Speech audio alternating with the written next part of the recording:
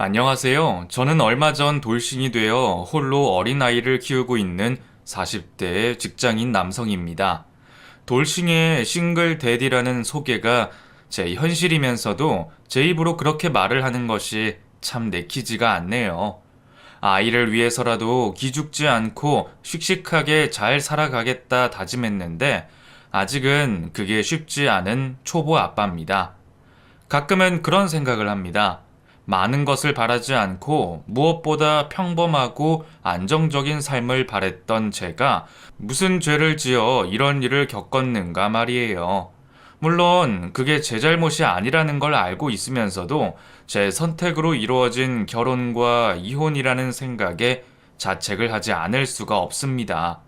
그래도 혼자 아이 데리고 살기 팍팍한 상황에 가끔은 남들에게 위로를 듣고 싶기도 하네요. 그래서 오늘 이렇게 제 사연을 보내보고자 합니다. 저는 보통의 사람들처럼 평범한 집안에서 외아들로 태어났습니다. 제가 말하는 보통이라는 게 사람들마다 다르게 생각하겠지만 집안 형편이나 상황이 평범했다는 의미입니다. 장사를 하시던 부모님 밑에서 외동아들로 사랑을 독차지했던 저는 덕분에 모자람 없이 평범한 환경에서 자라게 되었지만 바쁘신 부모님의 형제가 없어 혼자인 시간이 많았어요. 부모님께선 외아들인 제가 혼자 외로울까 걱정이 되셨는지 일찍부터 학원을 보내주셨습니다. 어릴 때는 부모님과 같이 있지 못하고 혼자 학원을 가야 한다는 게 싫었지만 점점 그 생활이 익숙해지면서 친구들과 지낼 수 있는 시간이 저도 혼자 집에 있는 시간보다 좋아졌습니다. 부모님은 주중할 것 없이 늘 바쁘셨기에 주말이나 학원 쉬는 날이 오면 혼자 아무도 없는 집안에 있는 게 많이 외로웠어요. 명절을 제외하고는 남들 쉬는 날이 더 바쁘셨던 부모님께서는 다른 친구들의 부모님처럼 주말에 놀이동산이나 여행 한번 가시기 힘들었고 그 시간을 혼자 보내야 하는 저에게 많이 미안해 하셨습니다. 그러다 보니 어렸을 때부터 전 가족이라는 의미에 집착을 많이 했던 것 같습니다. 욕심도 별로 없어서 큰 꿈은 없었지만 꼭 결혼해서 아이는 둘 이상 낳고 살아야겠다는 생각을 품고 살았죠. 저희 부모님께서도 장사를 하시면서 어쩔 수 없이 생기는 애로사항 때문인지 아들인 저는 남들처럼 평범하고 안정적이게 살기를 바라셨습니다. 두 분은 형편 때문에 어쩔 수 없이 장사를 하며 사셔야 했지만 자식만큼은 모자람 없이 배워서 회사를 들어가길 바라셨죠. 흔히 월급쟁이라고 이야기하는 회사원이나 공무원처럼 안정적인 직업을 가지길 바라셨어요. 저 또한 부모님께 어릴 때부터 그런 이야기를 듣고 자라서인지 아니면 제 무던한 성격과 어린 시절의 경험 때문인지는 몰라도 일찍이 안정적인 삶과 직업을 꿈꾸었습니다. 유년기를 지나 학교를 다닐 때도 항상 남들 눈에 튀지 않을 정도로 생활했고 공부 또한 남들에 비해서 너무 뒤처지지도 앞서가지도 않을 정도로 해왔었죠. 그리고 12년간의 학교 생활 기록부에는 항상 회사원이나 공무원이라는 안정적인 장래 희망을 적어냈습니다. 남들은 큰 포부도 꿈도 없는 저를 비웃을지 모르겠지만 저는 가장 현실적이고 평범한 삶이 무엇보다 쉽지 않다는 걸 어릴 때부터 알았던 것 같아요. 그렇게 수능을 치르게 된 저는 운이 좋았는지 아니면 꾸준히 노력해온 덕분인 건지 서울 소재의 모 대학에 입학할 수 있었습니다. 다들 부러워하는 명문대학은 아니었지만 그래도 서울에 있는 학교를 들어가게 된 대학 생활도 저에겐 이전과 다른 점이 없었습니다. 물론 성인이라는 자유로움은 있었지만 결국 이 과정도 평범한 사회 구성원으로 되기 위한 한 부분일 뿐이었죠. 다만 얼마나 다양한 사람들이 다른 생각을 가지고 생활하는지는 알 수 있었습니다. 고등학교 시절은 대학 입학이라는 공통의 목표로 생활하다 보니 잘 몰랐는데 대학 친구들과 술자리에선 다양한 목표를 들을 수 있었죠. 목표라 해서 거창한 것은 아니었지만 제가 듣기에는 너무 현실과 동떨어진 이야기였어요. 땅값이 비싼 좋은 아파트에서 살고 싶다던가 비싼 외제차를 몰고 싶다던가, 당시로는 꿈꾸기 어려운 일들을 말이죠. 이제 막 20대라면 생각할 수 있는 상상도 그때 저에게는 너무 비현실적인 대화라 이상하게 느껴졌습니다. 그때 저의 목표는 회사를 취직할 수 있는 정도의 학점과 자격증을 구비하는 것이었으니 말이죠. 그런 제 말을 듣는 친구들은 저를 이해하지 못했지만 저는 제가 말하는 목표가 가장 어려운 현실이라 생각했습니다. 대학 1학년을 마치고 군대를 갔다 온 저는 여자친구를 만나 연애를 시작할 수 있었습니다. 사실 저는 평범했기 때문인지 여자들한테 그리 인기가 많은 스타일은 아니었습니다. 어릴 때는 뭐라도 대단한 척 굴어야 눈에 들고 그러다 보니 평범하고 안정적인 삶을 바라는 제 성격은 또래 여자들에게 재미없는 사람처럼 비춰졌겠죠. 하지만 지연이는 달랐습니다. 지연이는 평범한 인생을 바라는 제 꿈을 비웃지 않았고 저처럼 소박하고 평범한 일상의 행복을 꿈꾸는 사람이었어요. 현실적인 삶을 대단한 꿈처럼 이야기하는 저를 괴짜처럼 취급하는 다른 이들과 달리 지연이는 그런 저를 진심으로 이해해 줬어요. 나는 재윤이 너가 이야기하는 게 얼마나 힘든 삶인지 알아. 흔히 보통 사람들처럼 산다는 게 얼마나 힘든 일인데. 우리 부모님께서도 항상 평범하게 사는 게 제일 힘든 거라 하셨어. 내 꿈은 내 집에서 가족들이랑 행복하게 살다가 노후에 연금 받으면서 별 걱정 없이 지내는 게 내 꿈이야. 사실 그것도 말이 쉽지. 그렇게 마음 편히 사는 사람이 몇 명이나 있겠어. 그래서 내 꿈은 그 정도라도 사는 거야. 저와 같은 꿈을 꾸는 지연이를 보며 저는 지연이와 함께할 미래를 종종 상상해 봤습니다. 저희는 그런 성격들 덕분인지 오랜 연애를 하게 됐었어요. 연애하면서 크게 싸우는 일도 없었고 혹시나 의견 차이가 있더라도 서로 얘기를 들어주며 조율을 해나가게 되었죠. 대학을 졸업하고 취직을 하게 되면서 우리는 서로 말을 하지 않아도 자연스럽게 결혼까지 생각하게 됐었습니다. 그리고 당연히 결혼을 하기 위해 돈을 모으기 바빴습니다. 사실 제 주변만 해도 그렇게 열심히 돈 모으는 친구들은 별로 없었습니다. 티끌 모아야 티끌이라며 욜로를 외치는 친구들도 많았고 꼭 그렇게 극단적이지는 않더라도 다들 자기를 위해서는 소비하는 걸 봤었죠. 하지만 저는 남들과는 달리 하루라도 빨리 안정적인 삶을 그리고 싶었기에 아주 작은 돈이라도 모으려고 했어요. 그러다 보니 저희는 남들 다 가는 여행 한번 못 가게 되었죠. 당장 몇십만 원 쓴다는 일이 저나 지연이에게는 쉽게 마음먹을 수 있는 지출이 아니었어요. 그래도 서로의 마음이 잘 맞았기에 다행이었습니다. 저희는 참 잘 맞았습니다. 데이트를 할 때에도 늘 가성비를 중요시했고 서로 멋들어지고 로맨틱한 말보단 공책을 펴놓고 결혼을 하며 드는 비용과 은행의 대출 등을 이야기하기 바빴습니다. 그래서 덕분에 결혼과 동시에 다른 친구들보다 일찍이 집을 구할 수 있었죠. 남들은 전세 구하기 어렵다고 고민할 때 저희는 주저없이 집을 살 수 있었습니다. 물론 대출은 평생 갚아야 할지 모르겠지만 남의 집에 얹혀 사는 것과는 차원이 다른 일이었죠. 어린 시절부터 제가 바라고 원해왔던 안정적인 직장과 가정을 가지게 된 전 그 모든 일상이 행복했고 아무런 일 없이 이 모습을 계속 유지하기만을 바랬습니다. 아침에 일어나 출근을 하고 업무에 치이다 퇴근을 해서 아내와 오늘 있었던 하루를 이야기하며 함께 식사를 하고 TV를 보다 잠자리에 드는 별것 없는 그 일상들이 전 더할 나위 없이 너무 행복했습니다. 그러는 사이 결혼 생활을 시작한 지도 벌써 2년이라는 시간이 흘렀고 저는 아내와 함께하는 생활에 제법 익숙해졌습니다. 익숙함과 편안함이 좋았던 저는 아무 일 없는 일상이 안락했고 좋았습니다. 연애 때부터 한 방향을 보고 왔던 우리 두 사람이었기에 저는 당연히 아내도 저처럼 행복할 거라 생각했는데 제가 무엇을 놓친 건지 아내의 생각은 달랐나 봅니다. 결혼 2년 차 권태기가 왔던 걸까요? 아내는 언젠가부터 점점 평범한 이 일상이 지겨워지기 시작했는지 사소한 것에서부터 점점 짜증을 내기 시작했어요. 제게는 아무 불만이 없던 것들이 아내에게는 불만거리가 된다는 사실이 충격적이기도 했습니다.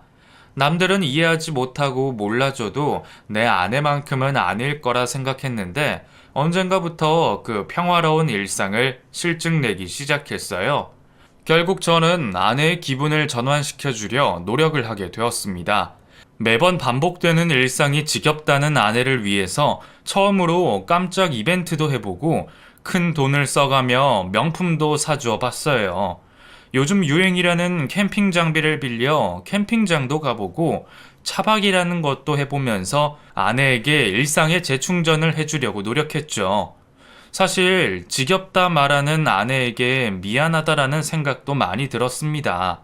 그래서 더 아낄 생각도 하지 않고 여행도 다니고 선물도 해봤지만 제 노력에도 불구하고 아내의 기분은 좀처럼 나아지지 않았습니다. 시간이 흐를수록 견디기 힘들어했고 점점 더 저와 같이 사는 결혼 생활을 지겨워하는 듯 했어요. 대놓고 그런 말을 한 것은 아니지만 누구 집 남편은 뭘 사줬다, 어딜 데려갔다 그런 비교들을 시작하는 것을 보니 아내도 많이 달라졌구나 싶었던 거죠. 언제는 자기 분수에 맞게 사는 것이 행복하다던 아내였는데 비교를 하기 시작한 아내는 많이 우울해 보였습니다. 그러던 중 아내는 갑작스레 저에게 한 제안을 해왔어요. 나 회사 휴직하고 싶어. 당신이 노력한다는 것도 알고 나 스스로도 새롭게 생각을 전환하려고 했는데 아무래도 내가 그동안 일에 치여서 스트레스가 많이 쌓인 듯해. 아니 어쩌면 취직하고 얼마 안 있어서 곧바로 하게 된 결혼까지 너무 부담이 되었을지 몰라. 사실 당신이나 나나 대학 입학 후에 한 번도 쉰 적 없었잖아. 당신이야 일하고 돈 모으는 게 좋다지만 나는 이제 좀 버거워. 그래서 몇 개월만이라도 좀 쉬면 어떨까 해서. 아내는 많이 지친 듯 했습니다. 아내가 많이 달라진 것도 그렇고 자기 입으로 휴직까지 말하며 그런 얘기까지 하는 걸 보니 상태가 생각보다 심각하다는 생각이 들었죠.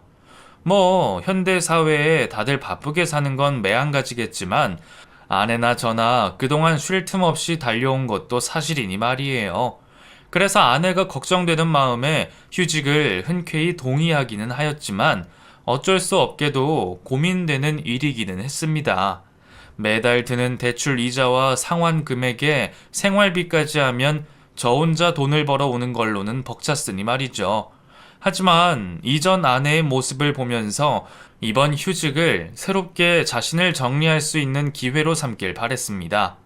많이 과부하되어 보이는 아내에게 지금의 휴직 시간이 많이 도움이 될 거라 생각했어요. 그렇게 아내의 휴직 생활이 시작되었죠. 당신 왔어? 차 많이 막히지? 일한다고 고생했어. 얼른 씻고 와서 앉아. 저녁 식사 거의 다 됐으니까. 오늘은 당신 좋아하는 제육볶음이랑 된장찌개야. 맛있겠지? 돈 걱정은 어쩔 수 없었지만 처음에는 아내의 휴직이 제게도 참 좋았습니다. 그동안 어쩔 수 없이 아내 걱정에 비위 맞추느라 저도 꽤 스트레스였는데 일을 쉬며 집에 있는 아내는 살림에 식사까지 차려주며 늘 웃는 얼굴로 저를 반겨줬거든요. 그동안은 사먹는 반찬에 그마저도 퇴근 시간이 엇갈리면 같이 못하는 일들도 많았는데 이제는 아내가 집에서 제 퇴근 시간에 맞춰 저녁 식사를 준비하는 모습을 보니 좀 더 여유롭고 새롭게 느껴지는 행복감이 있더군요. 아니 내가 집에서 쉬니까 말이야. 이제서야 동네면 동네 사람들이면 눈에 들어오더라고. 당신 우리 옆집에 누구 사는지 모르지? 세상에 알고 보니까 나 중학교 때 선생님 따님이신 거야. 정말 세상 좁지 않아? 누구랑 많이 닮았다 생각했는데 오늘 장 보고 집에 오는 길에 만나서 이야기하다 보니까 알았지 뭐야. 그리고 우리 동네도 문제가 좀 있더라고. 왜, 그 경비실에 에어컨 말이야. 그거 사용하는 거 가지고 말이 많은가 봐. 사실, 그거 하루 종일 써봐야 얼마나 나온다고. 다른 주민들도 생각은 비슷한데, 동 대표들이 자기 마음대로 주민들 의견 참작을 안 하나 봐. 내가 쉬는 시간에 좀 바꿀 수 있는 건 해봐야겠어. 당신 요즘 정말 생기 있어진 거 알아? 당신 벌써 이런 모습 보니까 내가 마음이 더 편해지네. 앞으로도 얼마나 더 생기 있어지려고 하는지 기대된다. 둘 다 직장인이다 보니 퇴근 후 식사를 하며 이야기하던 것들은 죄다 회사 일과 직장 동료들 일이었어요. 그런데 휴직을 한 지 얼마 안 된 아내가 이전 우리 부부 사이에서는 이야기할 수 없던 주제를 가지고 와 대화를 하는 게 신기했고 좋았습니다. 그리고 이 잠깐 동안 사람이 바뀐 모습을 보니 아내가 휴직하기를 정말 잘했구나라고 생각하게 되었죠. 변화된 아내의 모습을 보면 앞으로의 생활이 더 기대가 됐었어요. 아내는 제 기대처럼 하루하루가 생기 있어졌고 이처럼 밝고 긍정적이던 아내로 변하고 있었습니다. 취미도 많이 가지게 된 아내는 몸도 내면도 잘 회복되어 가는 모습을 보여줬어요. 아내의 휴직으로 제가 부담해야 하는 다른 부분은 커졌지만 아내의 변화되는 모습을 보면서 충분히 감수하고 만족할 수 있었죠. 평범하고 안정적인 가정을 바란다면 무엇보다 아내의 행복이 우선이었으니 말입니다. 그렇게 시간이 지나면서 모든 것이 나아질 거라 생각한 저는 얼마 뒤 전혀 다른 문제를 마주하게 되었습니다. 처음에는 집에 있게 된 아내가 살림도 잘하고 저를 참 많이 챙겨줬습니다. 그런 모습을 보다 보니 나중에 아이가 태어나 아내가 집에 있게 되더라도 좋겠다 싶은 생각이 들었죠. 그런데 언제부터인가 점점 집안일을 소홀히 하던 아내는 어느 날을 기점으로 해서 완전히 집안일을 놓은 것처럼 보였어요. 전에도 가사 분담을 하던 전 결국 적지 않게 불만을 가질 수밖에 없는 상황이 되었죠. 당신 먼저 와 있었네? 나 운동 조금만 더 한다는 게 이렇게 늦어질 줄 몰랐어. 미안. 밥은 먹었어? 당신, 여기 좀 와봐. 나 할 말 있어. 잠깐만. 나 내일 동네 같이 모임하는 사람들이랑 계획서 짜야 해서. 당신, 정말 해도 해도 너무한 거 아니야? 깜짝이야. 왜 그래 당신? 내가 뭘 어쨌다고. 내가 나 혼자 일한다고 유세 떠는 것처럼 보일까봐 여태 말을 안 했는데 그래도 이건 너무한 거 아니야? 적어도 당신이 먹은 건 치웠어야지. 아무리 취미생활 한다고 바빠도 간단한 집안 정리 정도는 해야 하지 않아? 이런 것도 내가 퇴근해서 해야 하는 거야? 나도 집 와서 당신 도와줄 수 있어. 근데 이건 너무하잖아. 당신 하루 종일 놀러만 다니는 것도 아니고 요즘 집안일에 너무 소홀해진 거 아니야? 내가 퇴근하고 밀린 집안일까지 해야겠어? 내가 퇴근하고 당신 뒷일까지 치워줘야 하냐고? 무슨 말을 그렇게 해? 내가 뭐 며칠이나 그랬다고. 그리고 내가 미안하다고 이야기하잖아. 좋게 이야기하면 될걸 꼭 이렇게 분란 만들어야 하는 거야? 내가 잘못한 건 맞으니까 앞으론 이런 일 없도록 할게. 근데 당신은 내가 이전처럼 우울해 있었으면 좋겠어? 이제 복직도 얼마 안 남았는데 남은 기간 나를 위해서 좀 더 도와주고 이해해주면 안 돼? 제가 참다 못해 얘기를 꺼냈지만 아내는 그런 제 마음을 이해해주지 않았습니다. 오히려 저를 옹졸한 남편 취급을 했죠. 그때 저는 바보처럼 아내의 말과 생각을 이해하려고 했습니다. 아내의 말처럼 복직도 얼마 남지 않았기에 제가 조금만 희생하면 안정적인 가정을 유지할 수 있다는 생각에 붙잡혀 아내를 이해하기로 했죠.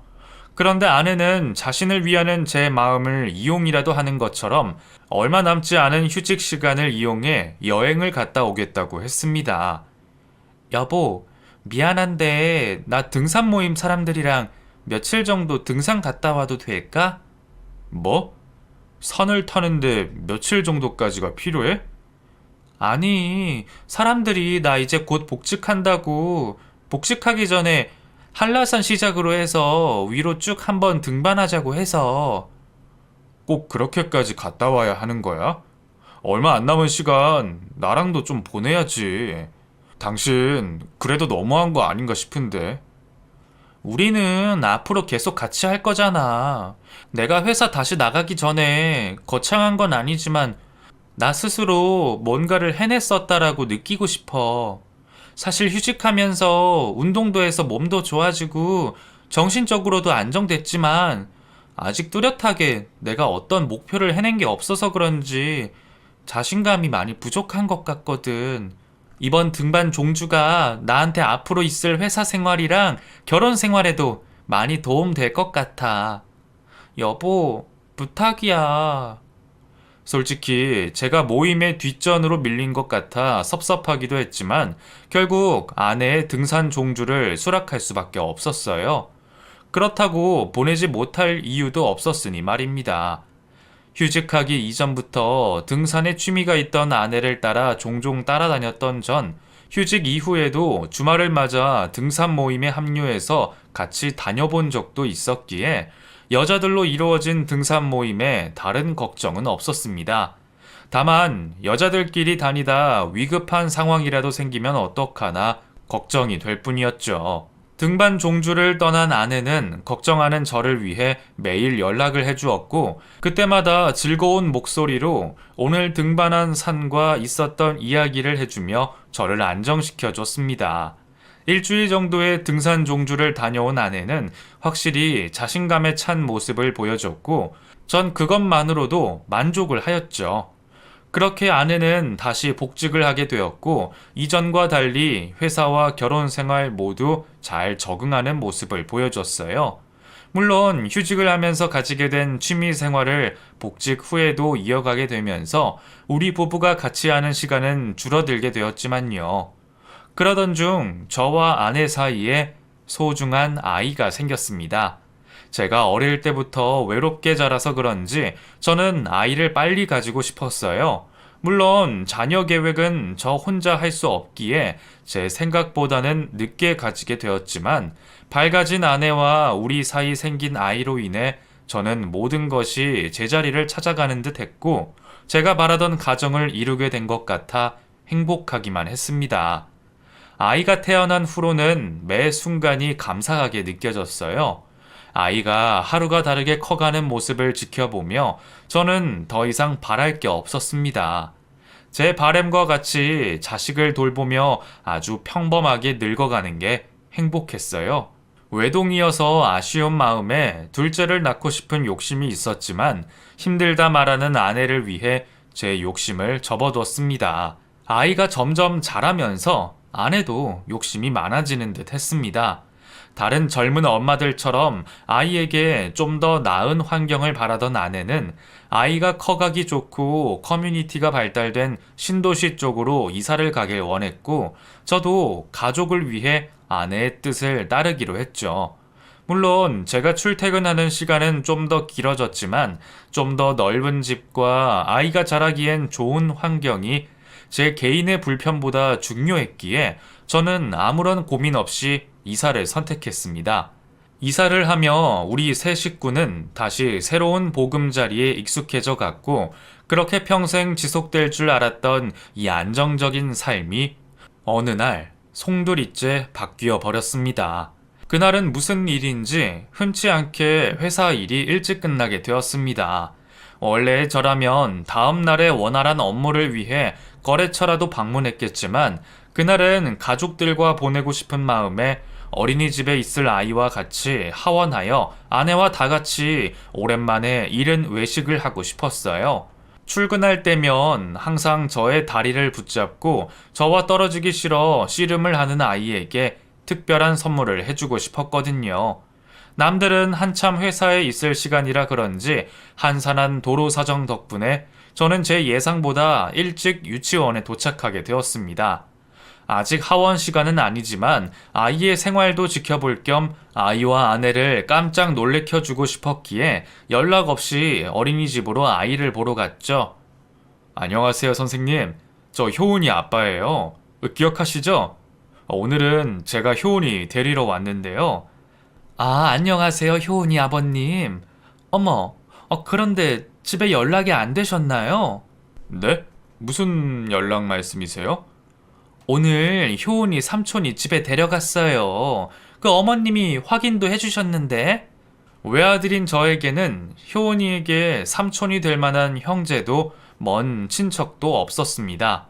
여동생뿐인 아내에게도 다른 형제가 없었어요. 그런데 삼촌이 데려갔다는 얘기가 무엇인지 모르겠더군요. 저는 급히 아내에게 전화를 했지만 무슨 일인지 받지 않았습니다. 결국 저는 급하게 차를 몰고 집으로 달려갔죠. 아파트를 도착해 엘리베이터를 기다리는 시간까지 안 좋은 상상들로 머릿속이 채워졌고 마음은 더 급해졌습니다. 그렇게 제가 헐레벌떡하며 급히 현관문을 열자 제 집 거실에서는 이상한 광경이 펼쳐지고 있었어요. 거실에는 아내와 웬 남자가 있었고 아내가 울면서 그 남자에게 용서를 빌고 있었죠. 대체 무슨 상황인지 저는 처음 보는 남자였어요. 뭐야? 효은이는? 여보, 이 사람은 누구야? 당신 누군데 남의 집에 마음대로 들어와 있는 거야? 당신이 효은이 데려간 사람이야? 거실까지 순식간에 들어온 저를 보고 놀랐는지 두 사람은 멍하니 저를 보고 있었습니다. 화를 내며 무슨 일인지 따져 묻는 저에게 아내와 그 남자 모두 머뭇거리며 쉽게 대답을 하지 못하고 있었죠. 당신 뭔데 남의 집 거실에 서 있냐고! 말해! 효은이 당신이 데려간 거야! 당신 계속 아무 말 안 하면 경찰에 무단 침입으로 신고할 거야! 제가 경찰에 신고를 하겠다고 하자 그제서야 아내가 먼저 말을 하기 시작했습니다. 여보, 효은이는 괜찮아. 아무 일 없어. 효은이 방에 있어. 진정해. 나 때문이야. 내가 사채를 빌렸었는데 돈을 갚지 못해서 저 사람이 여기까지 찾아온 거야. 뭐? 그게 무슨 말이야? 사채라고? 내가 사채를 좀 빌렸었어. 미안해, 여보. 당신은 나중에 나랑 다시 이야기해. 어이, 당신. 내 아내가 말하는 게 사실이야? 근데 당신이 효은이를 왜 데려가? 그거 아동 납치라는 거 몰라? 아내분 말처럼 돈 때문에 왔습니다. 아이 일은 제가 죄송하게 됐지만 아내분이 제 연락을 받지 않아서 어쩔 수 없었어요. 뭐 다시는 이런 일 없게 하겠습니다만 아내분과 저 사이에 아직 해결해야 할 부분이 있어서요. 닥쳐! 한 번만 더 우리 효은이 건들면 내가 당신 깜빵에 쳐넣든 내 손으로 당신을 묵사발을 만들든 해결할 테니까 우선은 꺼져! 경찰한테 신고하기 전에. 아내가 빌렸다는 돈은 내가 해결해 줄 테니까 내 집에서 당장 꺼져! 평소 화가 없던 제가 아이 문제 앞에서는 물불이 없었습니다. 얼마나 화가 났던지 당장이라도 그놈을 때려주고 싶었죠. 다행히 아이는 무사했기에 폭력까지 사용하진 않았어요. 아내가 저 몰래 사채를 빌린 것도 아이가 엮여 이 난리가 난 것도 이해가 되지 않았지만 우선은 아내의 사정을 들어봐야 했습니다. 결국 저는 돈을 갚아주겠다고 말하며 사채업자라는 남자를 집 밖으로 쫓아냈습니다. 그리고 주저앉아 울고 있는 아내에게 어떻게 된 일이냐고 물어봤죠. 도대체 무슨 일이야? 대체 당신이 사채를 쓸 일이 뭐가 있어? 내가 이해가 될 수 있게 설명 좀 해줘. 미안해, 여보. 아까 말한 게 전부야. 내가 돈이 필요했는데 우리 집 가게 사정 뻔히 아니까 당신한테 말을 못하겠더라고. 그래서 잠시만 빌려 쓰고 갚는다는 게 점점 액수가 커졌어. 감당을 못하겠어서 연락을 피했더니 이렇게 찾아온 거야. 나도 집까지 찾아올 줄도 몰랐고 효은이 어린이집까지 알아내서 협박할 줄은 꿈에도 상상 못했어. 미안. 내가 다 버린 일이니까 내가 알아서 해결할게. 당신한테 걱정하게 만들어서 미안해. 당신 이야기 들으면서도 사실 이해가 되질 않는다. 당신이 사채까지 쓰면서 돈 쓸 일이 어디 있다고. 우선은 이런 일 다시는 없어야 하니까 저 사채업자한테 빌린 돈이 얼마야? 그거부터 해결하고 당신 이야기 더 들어보자. 아니야. 내가 알아서 해결할게. 당신 걱정시키게 한 것도 미안한데 내가 빌린 걸 당신이 갚게 할 수는 없지. 내가 친정에 빌려서 조금씩 갚더라도 알아서 할 테니 신경 쓰지 마. 다시는 이런 일 없도록 할게. 그거 가지고 친정에 말하는 게 더 걱정 끼치는 거야. 얼른 알려줘. 하루라도 빨리 이런 일 잊고 싶으니까. 당신 통장으로 돈 받은 거야? 응? 응. 그럼 내가 통장 내역 보고 계산할게. 저 사람 계좌번호 알려줘. 말도 없이 그런 상황을 만든 아내에게 화가 났지만 그렇다고 제가 아내를 모른 척할 수는 없었습니다. 저와 아내가 만든 이 행복을 다른 누군가가 침입하여 깨버리는 게 놔둘 수 없었기에 화를 내는 건 나중 일이고 당장 그 상황을 해결하려 했죠. 아내는 계속 알아서 하겠다고 했지만 그 사람이 아이까지 볼모로 삼아 집까지 쳐들어온 마당에 제가 가만히 두고 봐 그런 일이 두 번 다시는 생기게 할 수 없었어요. 그리고 아내의 잘못도 결국은 제 불찰이니 가장인 제가 해결해야 했고요. 그렇게 저는 거의 반강제로 아내의 통장을 확인하게 되었고 그렇게 보게 된 아내의 통장에서 이상한 점을 느끼게 되었습니다. 사채로 빌렸다는 돈이 제 생각보다 그리 크지 않은 돈이었어요. 애까지 데려가는 걸 보면 못해도 몇 천만 원은 될 줄 알았는데 여러 번에 걸쳐서 다 해봤자 고작 1,000만 원도 안 되는 비용을 빌렸다는 게 이해가 되지 않았고 무엇보다 아내가 돈을 빌리기 시작한 시점부터 지금까지 그 빌린 돈을 사용했을 만한 게 없었어요. 아내가 명품을 두르고 다니는 걸 본 적도 없었고 새로 들인 가전제품이나 하다못해 효은이에게 새로 생긴 고가의 물건도 없었죠. 당신 겨우 이 금액 때문에 사채까지 빌린 거야? 이 정도면 아예 나한테 이야기를 하지. 내가 이 돈 못 주는 것도 아니고. 아니 근데 대체 돈을 어디다가 쓴 거야? 한 번에 큰 금액도 아니고 몇 달 동안 이렇게 조금씩 계속 들어온 거면 목돈이 필요한 것도 아닌 것 같은데 대체 어디다가 썼어? 솔직히 말해봐. 응? 아, 그게 그냥 이것저것 쓰다 보니까. 사실대로 이야기해줘야지. 설마 내가 모르는 다른 사실이라도 있어? 아니, 당신 모르게 뭐가 있겠어. 그냥 다른 사람들이랑 사용했어. 그러니까 정확히 어디? 당신이 어디에 필요한지 알아야 내가 나중에 돈을 따로 주던가 하잖아. 아니면 누구 빌려주기라도 한 거야? 어? 맞아. 내가 아는 엄마한테 빌려줬어. 생활비라고 해서 같이 아이 키우는 엄마 입장에서 걱정돼서 빌려줬는데 그 여자가 연락이 안 돼. 집도 이사 갔고. 사채까지 이용해 빌린 돈의 사용처를 정확히 이야기 못하며 횡설수설하는 아내를 보게 된 저는 아내를 의심하지 않을 수가 없었습니다. 분명 무엇인가 내게 숨기는 듯한 아내의 모습을 보니 제가 더 깊게 알아봐야겠다고 생각하게 되었죠. 그날 잠들어 있는 아내 몰래 컴퓨터를 켜 아내의 메일함으로 오는 아내 명의의 카드 내역을 일일이 확인해 봤습니다. 분명 뭘 하고 다녔으면 흔적이 남을 거라 생각했으니까요. 그런데 제가 잘못 생각했는지 딱히 의심할 만한 사용 내역은 없었어요. 그러다 이상한 점을 찾게 되었죠. 아내가 동네도 아니고 친정도 아니고 전혀 뜻밖의 동네에서 꾸준히 카드를 사용한 내역을 확인하게 된 겁니다. 그 내역을 확인하고 저는 그 이전의 카드 내역을 확인하게 되었고 결국 아내의 외도의 흔적들을 확인하게 되었습니다. 대담하게도 자기 명의의 카드로 숙박업소까지 결제한 것을 확인한 전 아내와 사채업자라던 그 두 사람의 관계에 확신을 가지게 되었습니다. 확실하게 알 수는 없었지만 아내가 휴직을 하고 나서부터 외도가 시작되었던 것 같습니다. 그게 벌써 효은이가 태어나기 전이었으니 그럼 몇 년 동안 저를 철저하게 속여온 거죠. 지금까지 제가 우리 가정을 지켜오려고 얼마나 노력했는지 아내도 알 겁니다.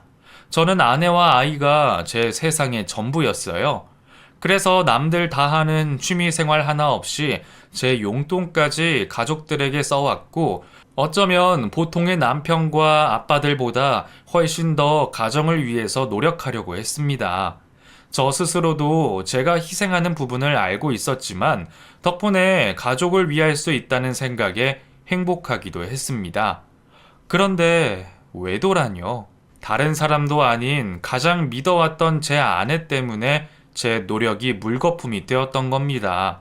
당장 이혼을 하고 싶었지만 저에게는 그동안 아내가 저지른 불륜의 증거가 하나도 없었습니다. 이미 너무 오래된 카드 내역이 증거로 쓰일 거라 생각되지 않았어요. 결국 고민으로 밤을 샌 전 회사에서도 집중을 할 수 없었고, 점심 식사도 거른 채 회사 밖에서 넋을 놓고 있었죠. 그때 문득 사채업자가 했던 말이 생각이 났어요. 아내에게 연락을 취했지만 받지 않았다는 말이요. 그걸 찾으면 흔적을 잡을 수 있을 거라는 생각에 저는 아내와 아이를 처가로 보내고 증거를 찾기로 했습니다. 평소에는 아내의 핸드폰에 이상한 것이 없었기에 분명 다른 핸드폰이 있을 거라 생각했고, 그런 저의 예상은 정확히 맞아 떨어졌습니다. 하루 종일 집을 뒤지다 아내의 또 다른 핸드폰을 찾게 되었습니다. 얼마나 꽁꽁 숨겨뒀는지 제가 절대로 찾을 수 없는 곳에 있더군요. 주방 한쪽 구석 자리 잡은 핸드폰을 찾아내 저는 핸드폰을 샅샅이 뒤졌습니다. 그곳에는 지금까지 불륜남과 나눈 메시지로 가득했어요. 차마 이곳에 말을 할 수도 없는 애정 행각들이 담겨 있었죠. 자기들끼리 셀카에 못 볼 꼴까지 다 찍어둔 것을 보니 자기들은 로맨스라 생각했던 모양입니다. 거기다 불륜남인 상대방도 유부남이더군요. 그래서 제가 그 둘을 처음 마주하게 된 날 경찰을 부르기 꺼려했던 것 같습니다. 저는 그 핸드폰을 가지고 바로 이혼 전문 변호사에게 찾아가게 되었습니다. 이혼 변호사는 저에게 해당 메시지와 전화 내역, 핸드폰 데이터 전부를 동영상으로 모두 기록하고 통장 내역도 모두 확보해 놓으라고 말해줬죠. 그렇게 이혼 변호사의 조언으로 증거를 하나 둘씩 모으게 되었고, 충분한 증거가 모인 전 그제서야 이혼 소송을 했습니다. 이혼을 결정한 날 저는 아내에게 외식을 하자 말하며 아이를 저희 부모님에게 맡기고 나왔습니다. 그리고 외식에 기대를 하며 화장을 하는 아내에게 이혼 서류를 집어 던졌죠. 뻔뻔하게도 지금까지 날 잘도 속여왔더라. 무슨 말이야? 이혼 소장? 이건 도대체 뭐야? 끝까지 모른 척 하기니? 당신이 말한 사채업자 내가 누군지 모를 것 같아? 여보, 당신이 어떻게... 미안해 여보. 근데 그 남자랑 끝난 지 오래야. 당신이 오해하는 거야. 그날도 내가 자기를 안 만나주니까 효은이 데리고 협박하려고 찾아온 거라고. 잠깐 실수한 거라고. 실수? 하룻밤의 실수면 나도 어떻게 이해도 해보고 살아보려고 노력하겠어. 당신은 몇 년간 나를 속여온 거잖아. 그게 어떻게 실수야? 내가 다 설명할게. 맞아. 당신 말처럼 몇 년 동안 만난 것도 맞아. 휴직하고 나서 운동하다가 만나게 됐었어. 매일 쳇바퀴처럼 도는 내 인생이 너무 지겨웠는데 그때는 당신 몰래 누군가를 만나는 게 스릴처럼 자극적으로 느껴졌어. 잘못된 행동인 것도 알았지만 나는 그렇게 해서라도 당신이랑 결혼 생활을 유지하고 싶었어. 정말이야. 그 남자를 마음에 품어본 적도 없다고. 그리고 효은이가 생기고 나서 내가 그렇게 행동하면 안 된다고 생각이 들었어. 그래서 그 남자 연락도 받지 않았고, 그래서 그 사람 피해서 이곳으로 이사 오자고 한 거야. 그렇게 연락이 끊기고 다 해결됐다고 생각했는데 그 사람이 나를 협박하려고 효은이를 데려간 거야. 그제서야 내가 그날 남자를 만나게 된 거고. 그날 이후로 연락을 받긴 했지만 만난 적은 정말 없어.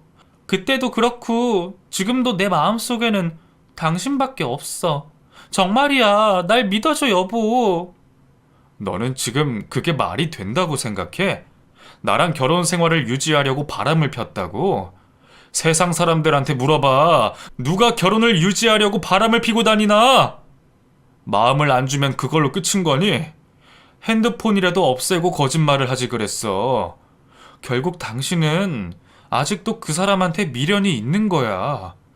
나는 이혼 생각 바뀌지 않을 거고, 효은이도 내가 데려가서 키울 테니까 그렇게 알아.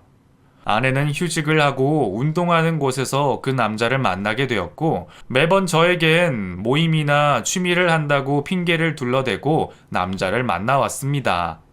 등반 종주도 그 남자와 기념일 삼아 갔다 온 여행이었고, 이후에도 회사 기간에도 종종 만남을 가져왔던 거죠. 아이를 가지기 전까지 친구 결혼식, 회사 출장 등으로 절 속여왔던 아내는 효은이를 낳고 양심의 가책을 느껴 남자와의 불륜을 끝내려 했지만, 남자가 계속해서 집착을 했던 거죠. 남자가 보낸 돈들은 효은이가 자신의 아이가 아니냐며 양육비로 주던 돈이었고, 그 돈을 미끼 삼아 만남을 거부하던 아내와 다시 잘해보려는 심산이었나 봅니다. 그 남자를 만나는 기간에도 저를 사랑했다는 말과 저와 결혼 생활을 이어가기 위해 그 남자를 만났다라는 말도 안 되는 이야기를 하며 끝까지 저에게 변명만 하는 그 여자에게 저는 실망했습니다. 그 여자를 알게 된 순간부터 그동안의 모든 일이 후회됐었어요. 저는 이혼 소송을 맡긴 변호사님 의견대로 불륜남에겐 상간 소송을, 아내에겐 이혼 소송을 하게 되었습니다. 지금까지 모아온 몇 년간의 외도의 증거들과 아내의 반성하지 않는 모습으로 이혼 소송과 상간 소송 모두 승소할 수 있었어요. 물론 재산 분할에서 결혼 기간 중 아내의 몫이 인정이 되어 일정 부분 나눠야 하는 것은 있었지만, 그 여자의 권유로 이사 가게 된 신도시 집값이 몇 배는 오른 덕에 그리 큰 문제는 없었습니다. 어쩌면 저도 덕분에 돈을 좀 벌게 된 셈이네요. 다행히 이미 많은 증거로 정신적 피해 보상 위자료도 받을 수 있게 되었고, 혼인 관계도 깔끔하게 정리되었습니다. 유부남이던 불륜남은 제가 한 상간 소송으로 인해 결국 자기 식구들에게도 알려져 부부 관계에서도 문제가 생긴 듯 했고, 저에게 몇 번이나 소송을 취하해 달라는 연락이 왔습니다. 몰랐는데 아내가 다니던 헬스장 트레이너였던 남자는 외도 소문으로 인해서 헬스장에서도 잘린 듯 했어요. 그렇게 모든 게 해결되었지만, 이혼 과정에서 가장 걱정되었던 부분은 효은이가 제 친딸이 맞을까 하는 걱정이었어요. 하지만 다행히 친자 검사까지 받은 결과 제 친딸이 맞았고, 지금은 제가 친권을 가져와 저와 잘 생활하고 있습니다. 그런 일을 겪어보니 인생이 내 바람대로 되지 않는다는 걸 알았습니다. 그래서 너무 안정적인 삶에 집착을 했던 예전과 달리 지금은 마음을 편안하게 먹고 생활하려고 노력 중입니다. 더 이상 새로운 시도와 도전을 두려워하지 않게 된 저는 현재 새로운 인연을 만나고 있는 중이에요. 아직은 서로를 알아가고 있는 중이지만, 그 사람은 저에게도 제 아이에게도 다정하고 아픈 상처가 있는 저에게 많은 힘이 되어주는 사람입니다. 이 사람과의 미래가 어떻게 될지는 모르겠지만 두 번 다시 이전과 같은 경험은 하지 않았으면 하네요. 이전 결혼 생활을 교훈 삼아 앞으로는 잘 살아보려 노력해야겠습니다. 감사합니다.